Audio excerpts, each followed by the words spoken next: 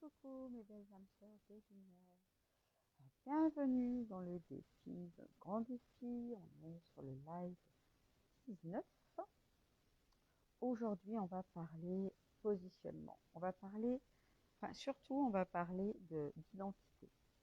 Parce que la base de votre marketing pour votre business, c'est, on va dire, en haut, l'identité, qui vous êtes. Qui vous êtes va déterminer votre positionnement, donc juste en dessous, et va vous permettre de diffuser, d'être visible. En fait, non, je suis en live. Merci. Donc, notre identité sont nos valeurs, sont qui nous pensons être, qui nous voulons être par rapport sur notre marché, qui nous voulons être, par exemple, tiens, j'en parlerai dans les prochains lives, et je me faisais la réflexion tout à l'heure, on a eu une belle discussion avec mon loulou, et par exemple, dans ma vie de maman, qui je veux être, c'est être inspirante pour pouvoir lui donner des clés pour comprendre les choses, voilà, avoir une base de réflexion plutôt très ouverte. Et tout à l'heure, on a eu une discussion sur le loup blanc, le loup noir, le petit dragon, la petite fée à l'intérieur de soi. C'est un petit peu comme ça que je le présente dans mon coaching, mais aussi avec mes clientes, je veux dire, mais aussi dans la vie. Avoir conscience qu'il y a plusieurs personnages à l'intérieur de nous. Et on avait cette discussion tout à l'heure avec mon fils et je lui parlais de l'histoire du loup blanc et du loup noir et de qui c'est qui gagne à la fin. Pour l'aider à mieux comprendre comment interagir, comment émotionnellement reprendre le dessus quand on se laisse emporter par des émotions. Donc ça, c'était mon focus, c'est un de mes focus d'être une maman qui est inspirante, qui transmet sa spiritualité à mon fils, qui transmet ma spiritualité aussi à mes clients.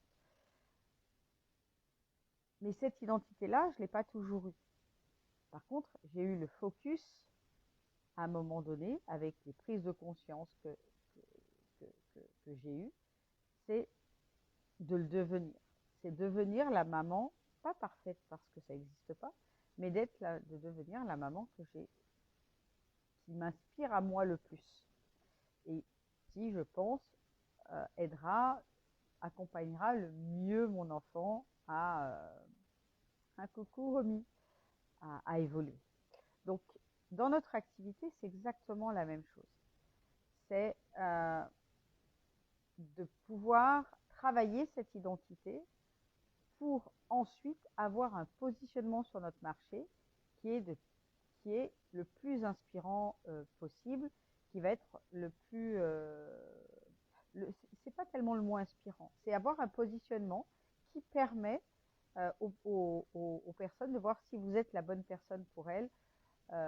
Oui, inspirant dans le sens où vous allez pouvoir transmettre votre message. Et tout ça, on peut le faire qu'à partir du moment où on a vraiment bien travaillé notre identité, celle qu'on est aujourd'hui, celle qu'on a aujourd'hui, mais aussi, parce que notre identité, c'est quelque chose qu'on peut façonner, mais aussi celle qu'on a envie d'avoir dans le futur. Ça peut être une identité aussi qu'on a envie de devenir par rapport peut-être à des gens que vous suivez, notamment sur les réseaux, et qui vous inspirent, où vous dites waouh, cette qualité-là, j'aimerais l'avoir. Waouh, sa façon de parler, ça m'inspire, j'aimerais pouvoir parler comme ça. Je vous donne une métaphore, enfin un exemple plutôt, qui concerne les métaphores, c'est que lorsque j'ai démarré, on va dire les coachs, les personnes qui m'inspiraient, il y en avait beaucoup qui utilisaient beaucoup de métaphores. Et moi, je ne savais pas faire. C'était quelque chose où je n'utilisais pas de métaphores dans ma vie, dans ma façon de communiquer. Et je trouvais ça hyper inspirant de pouvoir donner des métaphores. Je trouvais que ça impactait, ça permettait de mieux passer le message, de mieux le comprendre. Eh bien, ce qui s'est passé, c'est que dans mon identité, j'ai mis le focus en me disant, moi, j'ai envie dans mon identité, j'ai envie dans mon mode de communication de travailler la métaphore.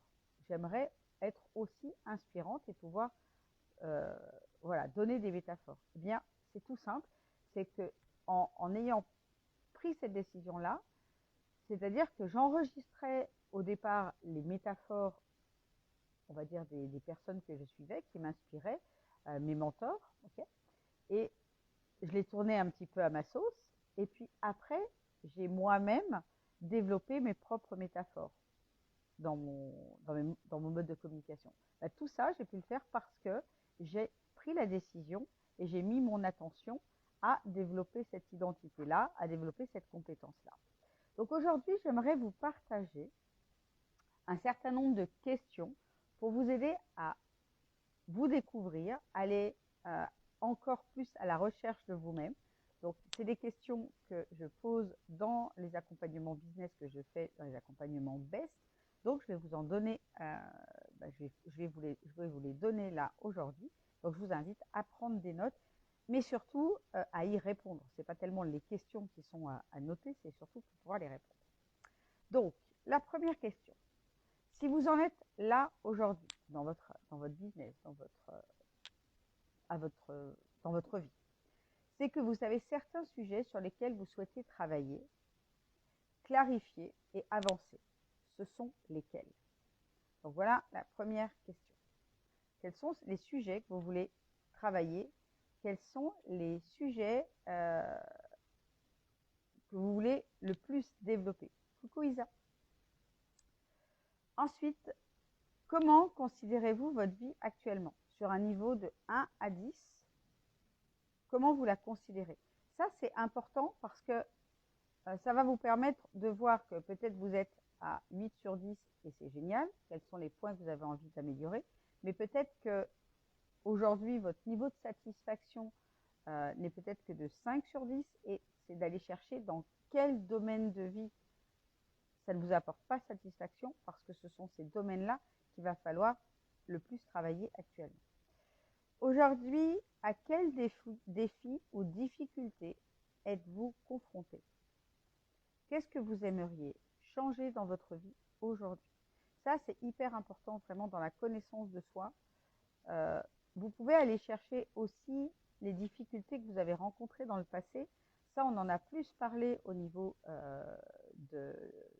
du plan d'âme, votre plan d'incarnation. Quels sont les défis que vous avez déjà rencontrés, que vous avez surmontés et que du coup, c'est ces difficultés-là que vous êtes le plus à même à aider votre communauté, vos clients âmes sœurs, à surmonter. Donc aujourd'hui, c'est quoi vos difficultés du moment? Qu'est-ce que vous aimeriez changer? Ensuite, la quatrième question, c'est qui seriez-vous? Que feriez-vous si vous n'aviez pas peur? Si vous osiez vraiment, qu'est-ce que vous feriez? Je vous invite vraiment, évidemment, à noter cette question, mais surtout à prendre le temps d'y répondre. Pas maintenant, mais après le live. Si vous étiez absolument certaine de réussir ce que vous entreprenez aujourd'hui, jusqu'où iriez-vous?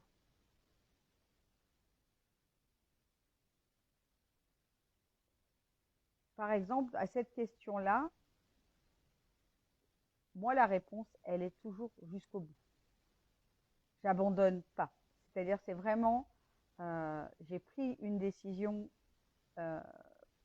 lorsque j'ai décidé de me lancer dans l'entrepreneuriat, c'est d'aller jusqu'au bout, du bout, du bout. C'est-à-dire que je sais que chaque fois que je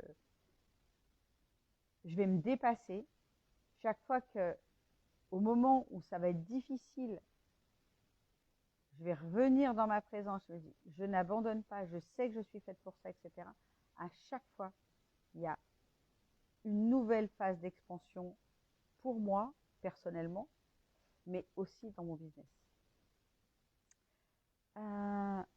Si, celle-là, je l'aime bien. Si tous vos rêves pouvaient se réaliser, quel serait le plus fou, le plus audacieux? Notre capacité à rêver, notre capacité à rêver est la clé qui nous permet de le manifester. Si on n'est pas capable ou si on ne s'autorise pas à rêver encore plus grand, c'est qu'à un moment donné, on va freiner toutes nos manifestations, on va freiner notre pouvoir de création. Donc, c'est important de rêver et de rêver grand. Plus vous rêvez grand, plus vous allez jouer dans un champ quantique élevé. Et ça, c'est vraiment important. Ceux qui ne rêvent pas sont en mode survie. Et ils vivent dans un mode survie. Donc, ceux qui ont réalisé de grandes choses, c'est qu'ils se sont autorisés. J'ai envie de dire, les grandes stars du cinéma, de la musique, etc., c'est qu'à un moment donné, ils ont rêvé d'être ça. Ils ont rêvé d'être sur scène devant des milliers de personnes. On ne rêve pas de chanter toute sa vie devant la glace lorsqu'on fait un Zénith ou un Olympia. C'est pas possible. C'est que déjà, on l'a rêvé. Si ce rêve se réalisait, qu'est-ce que ça représenterait pour vous? Quel en serait le meilleur aspect? Pourquoi? Donc ça, c'est d'aller chercher les pourquoi. C'est important que ce rêve se réalise. Qu'est-ce que ça représente? Ça va vous permettre d'aller dans l'émotionnel parce que c'est les pensées, le rêve va être au niveau, la pensée va être électrique, donc va créer un champ électrique autour de vous, mais tout ce que ça représente pour vous, c'est un champ magnétique, c'est de l'émotion. Et ça, c'est ce qui va permettre à la manifestation d'être encore plus grande. Lorsque imaginons que vous puissiez atteindre ce rêve, quelles seraient les 3 étapes pour y arriver? Et ça, on commence à mettre en place ce qui est stratégique. C'est quoi pour vous les 3 premières étapes pour atteindre votre rêve? Parce que c'est pas tout de rêver, c'est aussi, après, il faut aussi mettre des choses en place dans la matière. Ça, c'est vraiment important. Pour moi, c'est vraiment l'alliance du 3D, de la 5D qui permet d'obtenir des résultats juste de ouf. Donc, c'est quoi? Imaginons que vous puissiez réaliser ce rêve. C'est quoi les 3 premières étapes? Peut-être qu'il y a des étapes, vous n'osez pas les franchir, vous n'osez pas y aller. Ok, qu'est-ce qui pourrait vous aider à faire cette première étape? Notez-le. Qu'est-ce qui, selon vous, pourrait vous ralentir, vous arrêter, vous empêcher d'y arriver? Ça, c'est hyper important parce que si vous vous dites, si vous savez par exemple que ce qui peut vous arrêter, c'est votre état d'esprit, c'est vos peurs, etc., ça veut dire que vous devez avoir un plan d'action pour pouvoir faire barrage à ces blocages-là. Vous vous connaissez parfaitement, vous savez exactement où sont vos points faibles, plus que personne d'autre. On va dire points faibles, pour moi, c'est les points à améliorer. Hein. Il n'y a pas de défaut, c'est les points, voilà, les points à améliorer et se dire, ok, par exemple, moi, pendant des mois, des années, c'était la peur. La peur de manquer, la peur de ne pas y arriver, la peur de ne pas être à la hauteur. Okay, ben, j'ai eu comme focus de trouver des solutions pour éradiquer les peurs. Alors, les éradiquer, je sais que ce n'est pas possible parce qu'il y en aura toujours. Mais par contre, pour venir les dompter, entre guillemets, pour venir les transmuter et surtout faire en sorte que ces peurs ne me paralysent plus. Vous voyez, c'était tellement quelque chose d'important pour moi de venir maîtriser ces peurs-là que naturellement, la vie m'a amené à faire des formations, à suivre des enseignements et à apprendre notamment le pardon quantique. Okay, quelque chose qui me permet, un outil qui me permet de venir gérer mes peurs, de venir transmuter ces peurs-là. Avant le pardon quantique, la vie m'avait amené à suivre les enseignements des rayons sacrés. Ou pareil, il y a des protocoles, il y a des choses à faire pour venir couper la peur et venir la transmuter. Okay.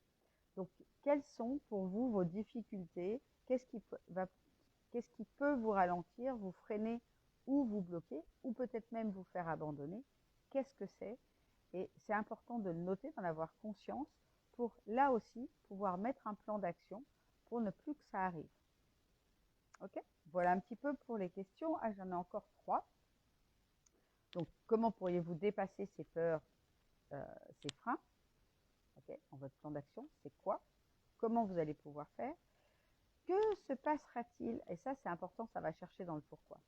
Que se passera-t-il d'ici 5 ans ou peut-être d'ici 1 an si, commencez par 1 an, et puis vous voyez si c'est suffisamment puissant pour vous, sinon allez chercher dans 5 ans, si vous ne réalisez pas votre rêve, si vous n'y allez pas, si vous ne vous autorisez pas à rêver et à passer à l'action pour accomplir votre rêve, pour créer votre business ou faire qu'il fonctionne, faire que votre activité, votre entreprise vous permette d'en vivre et d'en vivre correctement.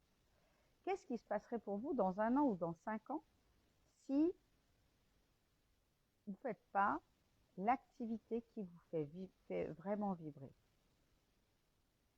Et la question la plus importante pour moi, hein, la façon dont je me la suis posée, c'est qu'est-ce qui se passe dans 1 an ou dans 5 ans si je n'accomplis pas mon plan d'incarnation? C'est-à-dire si je ne viens pas accomplir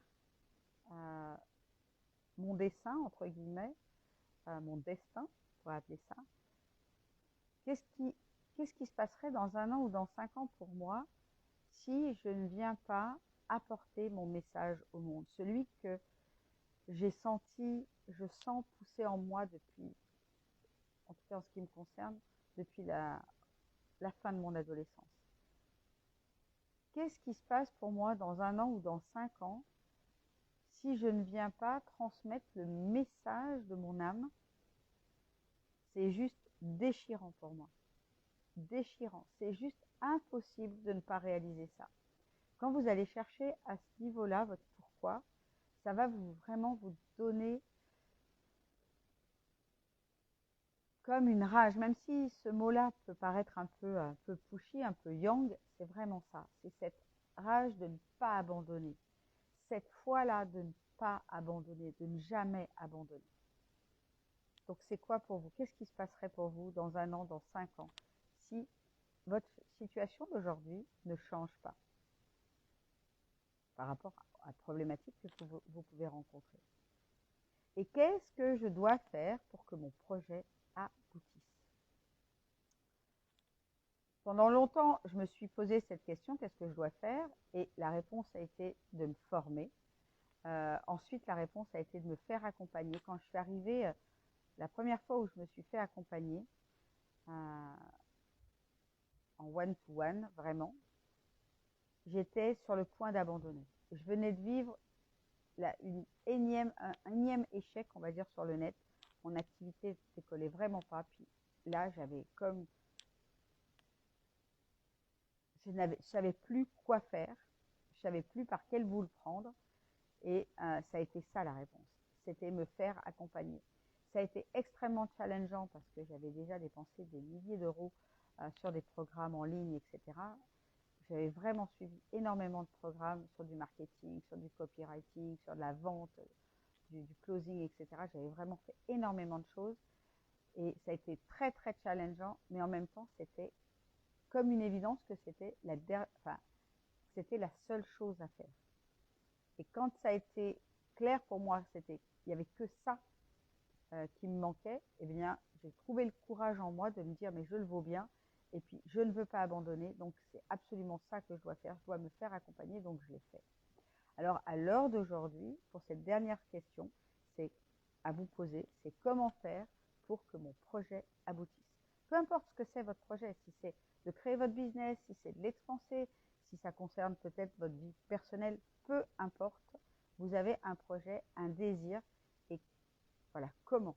Posez-vous cette question-là et mettez votre énergie à répondre à cette question et vous verrez que sans tarder, vous allez avoir la réponse. Vous allez savoir exactement quelles actions, quelle décision prendre pour y arriver. Peut-être que c'est vous faire accompagner, peut-être que c'est prendre un autre programme, peu importe ce que c'est. Faites-le. Suivez ensuite votre intuition.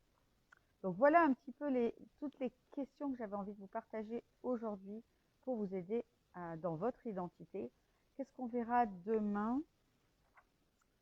Demain, on verra la vision du monde. Tout ça pour, encore une fois, venir travailler votre identité. Parce que votre identité vous permet votre positionnement sur votre marché et votre positionnement vous rendra visible. Une fois que vous aurez trouvé votre positionnement, votre unicité, tout le reste va pouvoir découler. Vous allez pouvoir définir votre client âme sœur, vous allez pouvoir créer des offres, vous allez pouvoir faire des posts. Tout ça, ça découle de votre identité. Si vous ne savez pas qui vous êtes, quelles sont vos valeurs, quel est le message, quel est votre plan d'incarnation, rien ne peut être fluide derrière si à la base, si sur les fondations, ce n'est pas parfaitement clair. Voilà pour ce que j'avais envie de vous partager aujourd'hui. Eh bien, je vous dis à demain. Si vous avez des questions, n'hésitez pas à les poser en commentaire. Si vous sentez que cette vidéo peut aider vos clientes, aider des amis à vous qui sont coachs, qui sont thérapeutes, qui ont envie de créer leur activité, eh bien, n'hésitez pas. Je vous embrasse tout fort. Je vous souhaite une merveilleuse après-midi et puis à demain.